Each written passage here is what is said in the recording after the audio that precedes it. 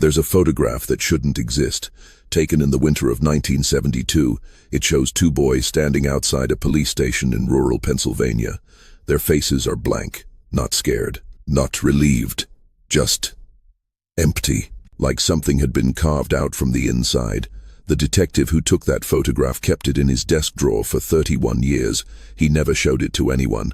When he died in 2003, his daughter found it with a note paper-clipped to the back. It said only this: "They told the truth. That's what destroyed everything." For 53 years, the case of the Reeves boys has remained one of the most disturbing mysteries in American criminal history, not because of what happened to them, but because of what they said happened. And because when they finally confessed, the entire investigation collapsed like a house built on rotten wood. This is that story. Hello everyone. Before we start, make sure to like and subscribe to the channel and leave a comment with where you're from and what time you're watching. That way, YouTube will keep showing you stories just like this one. The Reeves family lived on the outskirts of Millerstown, Pennsylvania, a town so small it barely registered on state maps. Population: 417. The kind of place where everyone knew everyone, where secrets festered in the spaces between Sunday services and Wednesday dinners, where darkness wore a familiar face and called you by your first name. In the autumn of 1971, two boys vanished from that town. Michael Reeves, age 12, Daniel Reeves, age 9. Brothers.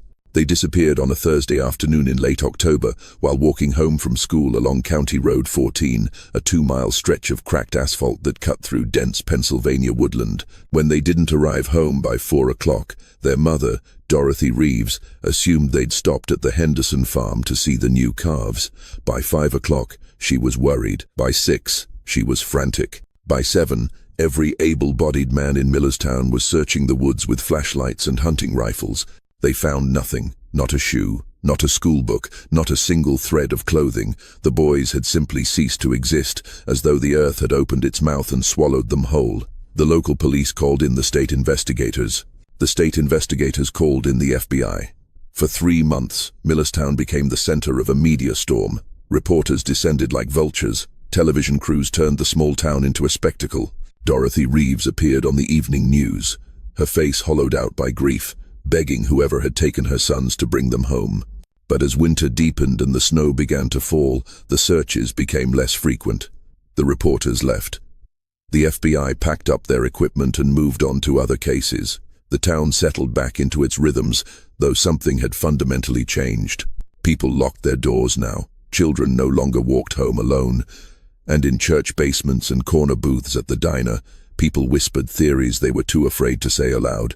Some blamed drifters. Others spoke of a predator hiding in plain sight.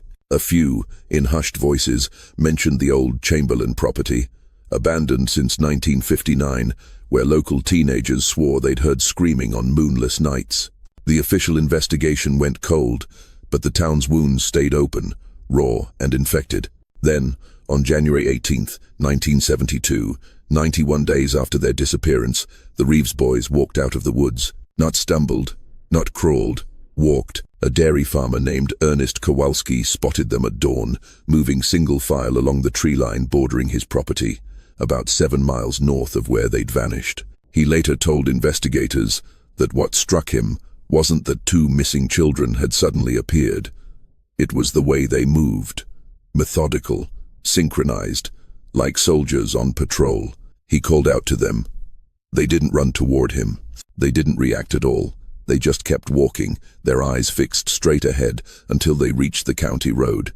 Then they stopped and waited. When the police arrived 20 minutes later, the boys were sitting side by side on the shoulder of the road, their hands folded in their laps. They were wearing the same clothes they'd disappeared in, though the fabric was rotted and torn, stained with things the officers didn't want to identify. Their hair had grown wild. Their fingernails were black crescents of dirt. But physically, medically, they appeared unharmed. No visible injuries, no signs of sexual assault, no evidence of starvation or dehydration. According to the preliminary medical examination, they were in remarkably good health, considering they'd been missing in the dead of winter for 3 months. The town erupted in celebration. Church bells rang. Dorothy Reeves collapsed in the hospital hallway when she saw her sons, sobbing so hard she couldn't breathe. The local newspaper ran a headline that read, "Miracle in Millerstown." The story was picked up nationally. For 48 hours, it was the feel-good story America desperately needed, a ray of light in an era darkened by Vietnam and Watergate, and a growing sense that something in the country had broken and couldn't be fixed.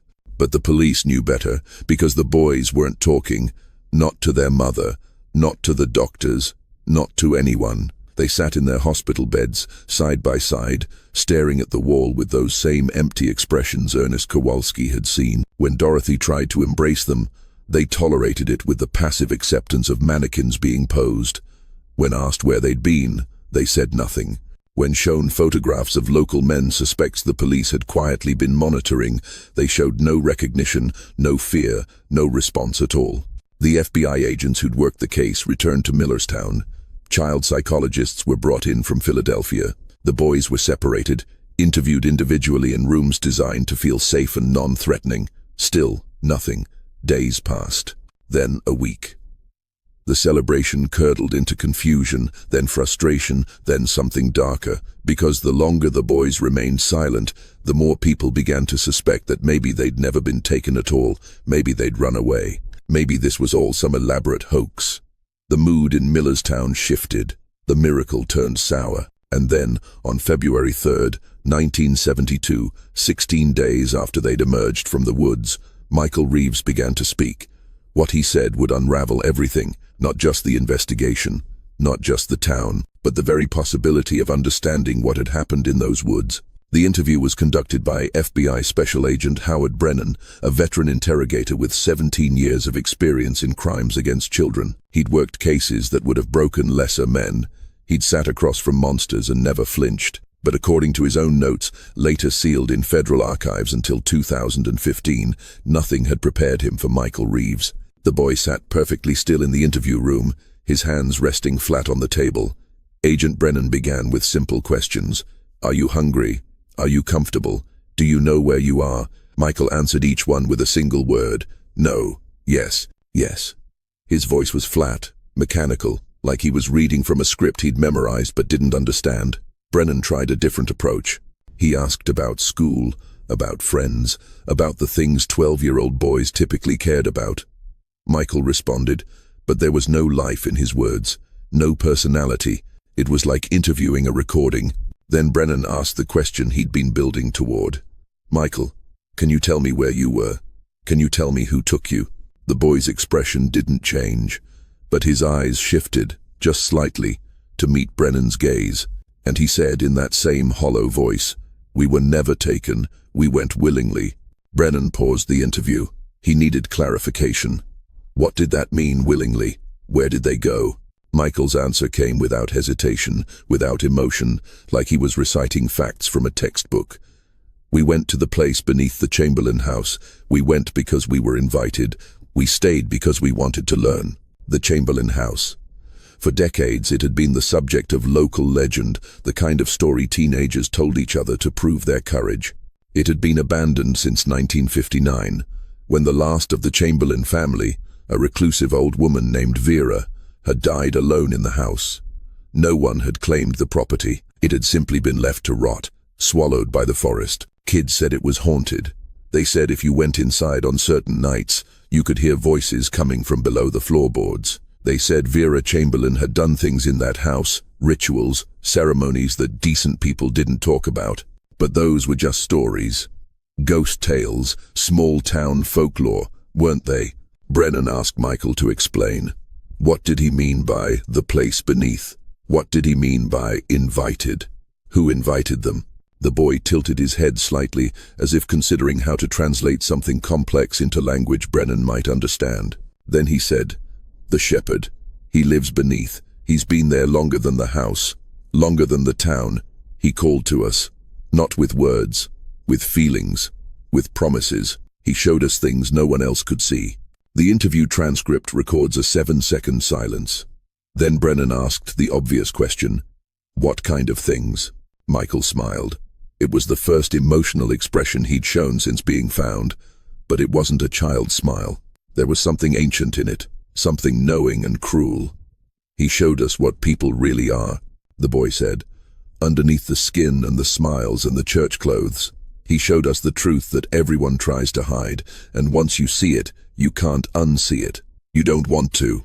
Agent Brennan made a decision that would later be questioned by every investigator who reviewed the case. He brought Daniel Reeves into the same room as his brother. Protocol dictated that witnesses, especially children, should be interviewed separately to prevent collusion or contamination of testimony.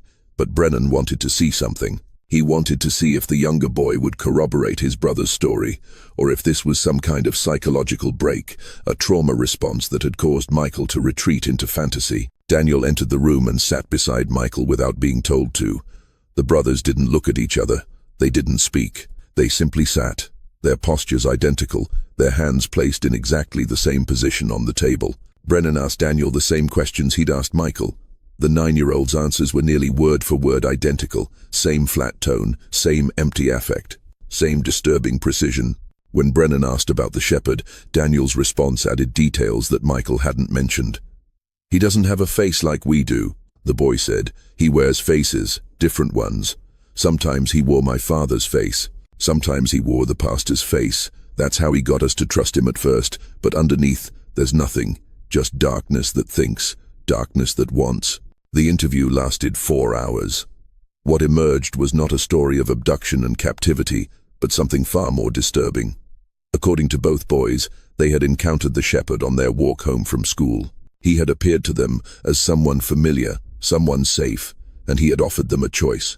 They could go home to their ordinary lives, their ordinary fears, their ordinary futures, or they could come with him and learn secrets that would make them special, powerful, free from the weaknesses that plagued normal people. They had chosen to follow him. Into the woods, to the Chamberlain house, and then beneath it, through a door in the basement that led down into tunnels the boys claimed ran for miles under Millerstown. Tunnels that had existed long before the town, before the settlers, before anyone had given this land a name. In those tunnels, the shepherd had taught them things, how to see in complete darkness, how to quiet their minds until they couldn't feel pain or fear or cold, how to understand the language that existed before human language, the sounds that animals made in the moments before death. And he had shown them the others. According to the boys, they weren't alone down there. There were other children, some recent, some very old, some who could still remember their names and where they'd come from. Others who had forgotten everything except the lessons the shepherd taught. The boys described them in clinical detail. A girl in a blue dress whose skin had gone translucent. A boy with no eyes who could still see better than anyone. Twins who had learned to share a single heartbeat between them. When Brennan asked why they had come back, why they had left the tunnels after 91 days, both boys gave the same answer. The shepherd said we were ready. He said we could go home now and show others the way. He said Millerstown had given him children for a very long time, and it was our turn to help him gather more. The interview ended there. Brennan shut off the recording equipment and sat in silence for several minutes, staring at the two boys who stared back at him with eyes that looked human but felt like something else entirely. Later, in his sealed report, he would write, "I do not believe these children are lying. I believe they are telling the truth as they understand it. That is what terrifies me." Within 24 hours of that interview, a tactical team was assembled. State police, FBI agents, and 2 trauma psychologists descended on the abandoned Chamberlain property. They brought ground-penetrating radar, thermal imaging equipment, cadaver dogs, and enough lighting to turn night into day. The house itself was a rotting corpse of Victorian architecture, its windows like empty eye sockets, its porch sagging like a broken jaw. No one had lived there in 13 years. The front door hung open, swollen with moisture and time. The team entered at dawn. Inside, they found exactly what you'd expect from a house left to decay. Collapsed ceilings, black mold spreading across walls like cancer, furniture decomposing into abstract shapes, raccoon nests and bird skeletons, and the smell of organic matter returning to the earth. They documented everything, photographed every room, and then they found the basement door. It was in the kitchen, hidden beneath a rug that had fused with the floorboards. The door was solid oak, reinforced with iron bands that showed no rust despite the moisture. Strange, the team leader noted in his report that everything else in the house had succumbed to rot, but this door looked almost preserved. They opened it. Stone steps descended into absolute darkness. The air that rose from below was cold, far colder than it should have been, and it carried a smell that made two of the officers gag. Not decay, something else. Something mineral and ancient, like opening a tomb that had been sealed for centuries. They went down, flashlights cutting through darkness so complete it seemed to resist the light. The basement was larger than the footprint of the house above it, carved directly into bedrock. And there, in the northeast corner, they found it. An opening in the stone wall. Not a crack or a natural formation. A deliberate passage, roughly 7 feet high and 4 feet wide, leading deeper into the earth. The walls of the passage showed tool marks, chisels, hammers. Human hands had made this. But when? And why? The team followed the passage. It sloped downward at a steady angle, twisting through the rock like a fossilized worm track. They found scratch marks on the walls, small handprints, a child's shoe, rotted beyond any possibility of identification. And then, approximately 200 feet from the entrance, the passage opened into a chamber. If you're still watching, you're already braver than most. Tell us in the comments what would you have done if this was your bloodline. The chamber was roughly circular, about 30 feet in diameter, with a ceiling that disappeared into shadow above the reach of their lights. The walls were covered in markings, not graffiti, not random scratches. Deliberate symbols carved deep into the stone, repeated in patterns that hurt to look at for too long, that seemed to shift and crawl at the edge of vision. In the center of the chamber was a depression in the floor, stained dark with substances the forensic team would later refuse to definitively identify. But there were no bodies, no bones, no evidence of the other children the Reeves boys had described. The cadaver dogs showed no interest in the chamber. The ground-penetrating radar detected no additional passages, no hidden rooms. The team searched for 6 hours, mapping every inch of the tunnel system. It ended in that one chamber, a dead end. Literally and figuratively. The physical evidence told one story, the boys told another, and somewhere in the gap between those two narratives, the investigation fell apart. Forensic analysis of the chamber revealed that the carvings on the walls were old, very old. Preliminary dating suggested some of the markings could have been made as far back as the 1700s, possibly earlier. But there was no historical record of any structure on that land before the Chamberlain House was built in 1873. Local historians searched archives, property records, land surveys. Nothing. The indigenous tribes who had inhabited the region before European settlement had no oral traditions about the site. It was as if the chamber had simply existed in a blind spot of collective memory, known to no one and everyone at the same time. The stains in the floor depression tested positive for blood, human blood, multiple donors, but the DNA was so degraded that individual identification was impossible. The lab estimated the samples ranged from several months old to several decades old. That aligned, at least partially, with the boys' timeline, but it didn't prove anything. The Chamberlain House had been a known location for teenage trespassing for years. The blood could have come from kids cutting themselves on rusty nails, from occult dabblers playing at rituals they didn't understand, from anything. As for the other children the boys described, the translucent girl and the eyeless boy and the others, no trace of them was ever found. Missing persons reports going back 50 years were cross-referenced with the area. There were disappearances, yes. Rural Pennsylvania had its share of vanished children and unexplained absences, but nothing that formed a clear pattern. Nothing that pointed definitively to the Chamberlain property or the tunnels beneath it. The psychological evaluations of Michael and Daniel Reeves were equally inconclusive.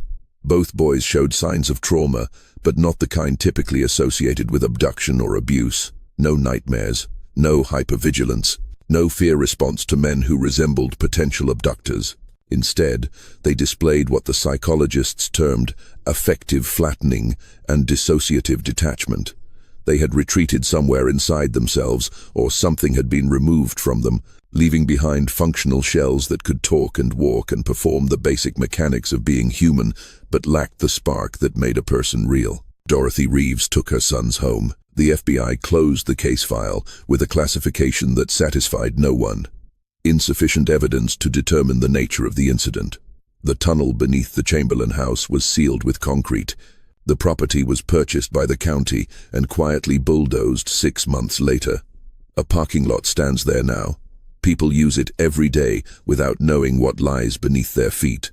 But the damage was already done, because the boy's confession had introduced something into the investigation that couldn't be removed. Doubt. Once they claimed they had gone willingly, once they described the shepherd not as a kidnapper but as a teacher they had chosen to follow, the narrative shifted. Were they victims, or were they accomplices? Had they been brainwashed, or had something darker already existed inside them that the shepherd had simply awakened? The questions had no good answers, and in the absence of answers, people filled the void with suspicion.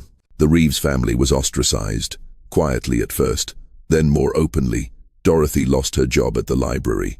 The boys were withdrawn from school after other parents complained. Anonymous letters appeared in the mailbox, accusing the family of satanic practices, of corrupting the town's children, of things too vile to repeat. In 1974, 2 years after the boys returned, the Reeves family left Millerstown in the middle of the night. No forwarding address, no goodbye. They simply vanished, just as the boys had once vanished, but this time by choice. For 3 decades, the story of the Reeves boys faded into the category of unsolved mysteries that people occasionally remembered and then forgot again. The kind of case that gets mentioned in true crime forums and late-night documentaries, always presented with the same inconclusive shrug. Strange, isn't it? Creepy, right? But ultimately unknowable. The world moved on. Then, in 2004, a private investigator named Caroline Webb began digging into the case. She'd grown up in a town 40 miles from Millerstown, and the story had haunted her since childhood. As an adult with resources and training, she decided to find out what had happened to the Reeves family after they disappeared from public record. It took her 18 months, but she found them, or rather, she found where they'd been. Dorothy Reeves had died in 1991 in a small town in Oregon, far from Pennsylvania, far from the memories. Cancer, according to the death certificate. But Webb tracked down the hospice nurse who'd cared for her in her final weeks. The nurse remembered Dorothy well, remembered how she'd asked, again and again, if her sons were in the room, even though they weren't. Even though, according to the nurse, they had never visited, not once. In her morphine dreams, Dorothy kept apologizing to someone who wasn't there, kept saying she should have known better, should have seen the signs earlier, should have stopped them before it was too late. Webb found Michael Reeves in 2005. He was 46 years old, living under a different name in rural Montana. He worked as a night security guard at a lumber mill, a job that required minimal human interaction. Webb approached him carefully, explained who she was and what she wanted. Michael agreed to meet with her exactly once. They sat in a diner at 2 in the morning, the only customers, under fluorescent lights that hummed like dying insects. Webb asked him the questions everyone had wanted answered for 33 years. What really happened in those tunnels? Was the shepherd real? Were the other children real? Michael stared at his coffee for a long time before answering. When he finally spoke, his voice still carried that same flat quality it had in 1972, as if some essential component of him had never returned from beneath the Chamberlain house. "You want me to tell you it was all trauma," he said. "Some kind of psychological break caused by a real abduction that we couldn't process, so we invented a story to make sense of it. That's what the doctors wanted to believe. That's what everyone wanted to believe, because the alternative is worse." Webb asked what the alternative was. Michael looked at her then, really looked at her, and she later wrote that his eyes were the most terrible thing she'd ever seen. Not because they were cruel or empty, but because they were awake, aware, and utterly resigned. "The alternative is that we told the truth," he said. "That there are places in this world where the rules we depend on don't apply, where things exist that are older than our ability to understand them, where something has been feeding on children for longer than America has had a name, and it's still down there, still waiting, still calling. The alternative is that Daniel and I heard that call, and we answered it, and we learned things that human beings aren't supposed to know, and now we have to live the rest of our lives pretending we didn't." Webb asked if he'd stayed in contact with his brother. Michael shook his head. "Daniel made a different choice than I did," he said. "I came back to the surface world and tried to forget. He went back." The investigator's notes recorded her next question, though Michael never answered it. She asked when. When did Daniel go back? Michael just stood up, left money on the table for the coffee, and walked out into the Montana darkness. Webb never saw him again. 3 months later, Michael Reeves was found dead in his apartment. The official cause was listed as heart failure. He was 46 years old with no history of cardiac problems. Caroline Webb tried to locate Daniel Reeves. She searched for another 2 years, following paper trails and dead ends and rumors. She never found him. But she did find something else. Between 1972 and 2007, there had been 9 disappearances of children in towns within a 100-mile radius of where Millerstown used to be. 9 children who vanished without a trace, without witnesses, without explanation. All of them were between the ages of 8 and 13. All of them disappeared while walking alone on rural roads in the late afternoon. And in each case, in the weeks before the disappearance, other children in the town reported seeing a man who looked familiar but wrong, someone who wore their father's face, or their teacher's face, or their pastor's face. But underneath, they said, underneath there was nothing but darkness that thinks. The parking lot that covers the old Chamberlain property is still there. During the day, it's just another piece of unremarkable infrastructure, a place where people leave their cars while they shop or work or go about their ordinary lives. But the maintenance workers who service that lot have reported strange things over the years. Cold spots that appear in summer, sections of pavement that crack and buckle for no structural reason. And sometimes, late at night when the lot is empty, they say you can hear sounds coming from below. Not voices exactly. Something older than voices. Something that might be calling, might be waiting, might be inviting the next child who's brave enough, or curious enough, or broken enough to listen. The Reeves boys were found in 1972. What they confessed destroyed the case, yes, but maybe that was the point. Maybe some truths are designed to destroy the investigations that uncover them. Maybe some doors, once opened, can never really be closed. And maybe, somewhere in the darkness beneath the everyday world, something is still teaching its lessons to students we've simply stopped looking for. If you made it this far, you're part of a very small group who knows this story now. The question is, what will you do with it? Will you dismiss it as folklore, as tragedy filtered through trauma and time? Or will you wonder, late at night when you hear unfamiliar sounds, if there are places in your own town where the ground goes deeper than the maps show, where something patient and hungry has been waiting longer than your family tree has roots? Thank you for watching. If this story affected you, leave a comment below. Tell us what you think really happened to the Reeves boys. And if you're walking alone on a rural road someday, and someone familiar calls your name from the tree line, remember this story. Remember that some invitations are designed to sound like rescue, like escape, like the answer to questions you didn't know you were asking. Until next time, stay curious, stay skeptical, and stay in the light.